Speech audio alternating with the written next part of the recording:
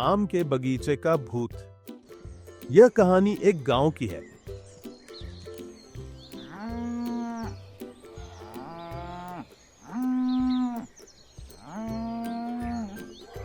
नरेश और सुरेश गांव में दो पड़ोसी थे। दोनों शरारती किस्म के नवयुवक थे। हमेशा कुछ न कुछ शरारत करते रहते थे, जैसे किसी की बकरी को छुपा देना,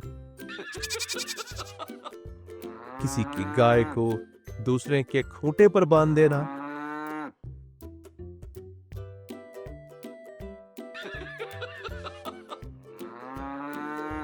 किसी की भैंस की डोरी खोलकर भगा देना। गांव के लोग उनसे परेशान रहते थे। आम का मौसम चल रहा था। इस बार अधिकांश बगीचों में आम कम फले थे, किंतु राघव के बगीचे में जबरदस्त आम फला था। उसका बगीचा गांव से काफी दूर पर था। राघव रात दिन अपने आम की रखवाली करता रहता था। आम के पकने का समय आ गया था और शरारती नरेश और सुरेश के मन में खिचड़ी पक रही थी। सुरेश, अब तो आम पकने लगा है। हाँ, मैंने भी देखा है कि आम पकने लगे हैं, परंतु इस बार इक्का दुक्का पेड़ों पर ही आम है। अब हम आम कैसे खाएंगे? गांव वाले हर पेड़ की रखवाली कर रहे हैं। एक बगीचा है जहाँ बहुत सारे पेड़ हैं और ढेर सारा आम भी। अरे वो बगीचा किसका है? वो कहाँ पर है? राघव का बगीचा। अरे यार, वो तो बहुत दूर है और रास्ते में बहुत बड़ा जंगल भी पड़ता है और वह नदी के किनारे है। सुना है वहाँ के पेड़ पर भूत रहता है। वहाँ कौन जाएगा? इतना कहकर दोनों खामोश हो जाते हैं और गहरी चिंता में सोचने लगते हैं। इस तरह 2-4 दिन बीत जाते हैं। एक दोपहर दोनों दोस्त एक खाद के ढेर पर लेटे लेटे कुछ बातें कर रहे होते हैं। उसी समय राघव भी वहां से गुजर रहा होता है। दोनों शरारती दोस्तों को बात करते देख वह छिपकर उनकी बातें सुनने लगता है। नरेश भाई, कुछ सोचो, इस बार आम कहाँ से लाएंगे? बस एक ही रास्ता है, राघव का बगीचा। लेकिन कमबख्त राघव वहां हर समय पहरा देता रहता है। काश राघव एक दिन के लिए भी कहीं बाहर चला जाता तो अपना काम बन जाता। राघव उनकी बातें सुनकर वापस लौट जाता है और उन दोनों को सबक सिखाने की योजना बनाने लगता है।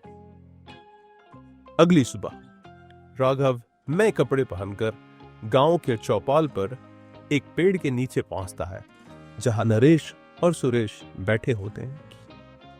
अरे नरेश और सुरेश, यहाँ बैठकर क्या कर रहे हो? कुछ नहीं भाई। तुम किधर घूम रहे हो? कहीं जाने की तैयारी है।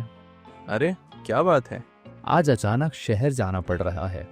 खेती का कुछ सामान लाना है। पिताजी जा नहीं सकते क्योंकि वह अस्वस्थ हैं। सुरेश मन ही मन खुश होकर, हाँ भाई, ये काम भी जरूरी है। तुम कब लौटोगे? लगता है आज रात वहीं चाचा जी के यहाँ रुकना पड़ेगा। इतना कहकर राघव चला जाता है। नरेश और सुरेश की खुशी का ठिकाना नहीं रहता। आज मौका मिल ही गया। रात में हम लोग ढेर सारा आम तोड़ेंगे ताकि हमें एक सप्ताह तक अच्छे अच्छे आम खाने को मिले। फिर दोनों रात का इंतजार करने लगते हैं। उसी दिन हल्की बारिश भी हो जाती है। रात होने पर बारिश की वजह से गांव वाले जल्दी ही खाना खाकर आराम करने लगते हैं। चारों तरफ सन्नाटा छा जाता है। कभी कभी कुत्तों के भौंकने की आवाज सन्नाटे को तोड़ती रहती है। नरेश और सुरेश इसी मौके का इंतजार कर रहे होते हैं। नरेश, गांव में सन्नाटा छा गया है, क्यों ना हम लोग भी निकल चलें? हाँ सुरेश, चलना चाहिए। बगीचा भी बहुत दूर है। फिर दोनों बड़ा सा बैग लेकर निकल पड़ते हैं। रात अंधेरे में डूब चुकी होती है। चारों तरफ घना काला अंधेरा छाया हुआ होता है। दोनों चुपचाप गांव से निकलकर जंगल की ओर बढ़ते हैं। रात बहुत डरावनी लग रही थी। रास्ते में कहीं से मेंढक की तो कहीं से झिंगुर की झंझनाहट की आवाज आ रही थी। कभी उल्लू की चीखने की आवाज तो कभी सियार के रोने की। वातावरण भयानक बना हुआ था। दोनों दोस्त काफी डरे हुए आगे बढ़ रहे थे। नरेश, मुझे डर लग रहा है। हाँ, मुझे भी। कहीं रास्ते में नदी किनारे वाले पेड़ पर वाला भूत आ गया तो? भूत भूत कुछ नहीं होता। यदि आम खाना है तो इतनी मुसीबत तो झेलनी ही पड़ेगी। दोनों हिम्मत करके जैसे तैसे राघव के बगीचे में पहुंच जाते हैं और आम के पेड़ों पर टॉर्च से रोशनी डालने लगते हैं। अचानक एक पेड़ पर रोशनी डालते ही दोनों की सांसें अटक जाती हैं। पेड़ पर बैठे भूत जैसे नरकंकाल को देखकर दोनों भूत भूत चिल्लाते हुए भागने लगते हैं।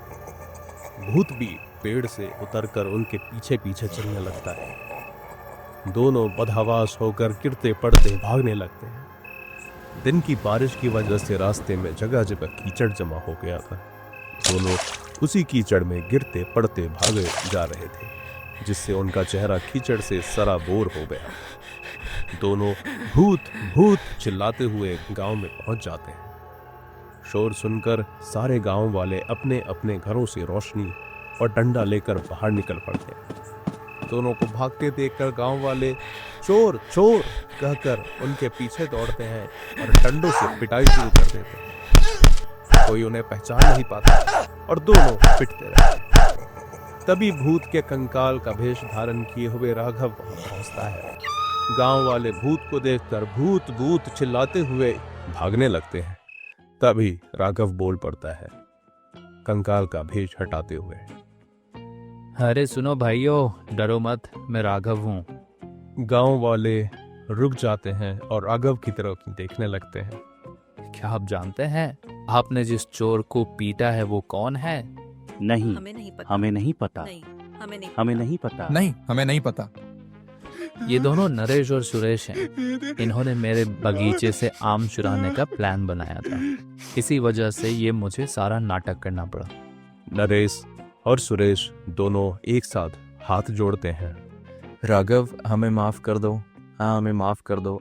फिर गांव वालों को भी क्षमा मांगते हैं और कहते हैं, हम आज से प्रण करते हैं कि हम दोनों किसी भी गांव वाले के साथ कोई शरारत नहीं करेंगे। साथ ही गांव वालों के हर कार्य में हमेशा सहयोग करेंगे, क्योंकि हमें अब पता चल गया है कि बुरे काम का बुरा नतीजा ही होता है। अरे वाह, क्या कहानी थी ना। तो दोस्तों, इस कहानी से हमें ये सीख मिलती है कि सत्य और ईमानदारी का रास्ता भले ही कठिन हो, लेकिन जीत हमेशा उसी की होती है। अगर आपको ये कहानी पसंद आई हो तो लाइक करें, शेयर करें और कहानियों की लहर को सब्सक्राइब करना न भूलें। फिर मिलेंगे एक नई मज़ेदार और सीख भरी कहानी के साथ। देखते रहिए कहानियों की लहर।